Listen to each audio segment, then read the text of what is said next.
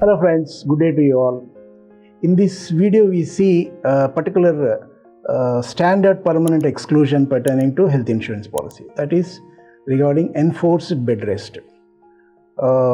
This enforced bed rest pertaining to any condition that is not otherwise covered in the policy is not admissible.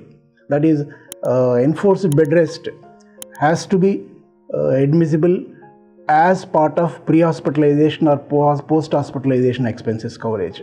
Any expenses pertaining to that bed rest during that period will be considered for payment, but not for any bed rest that is pertaining to a condition that is not admissible in the insurance policy. When we talk of bed rest, another important thing one should understand is the expenses incurred in naturopathy clinics or spas.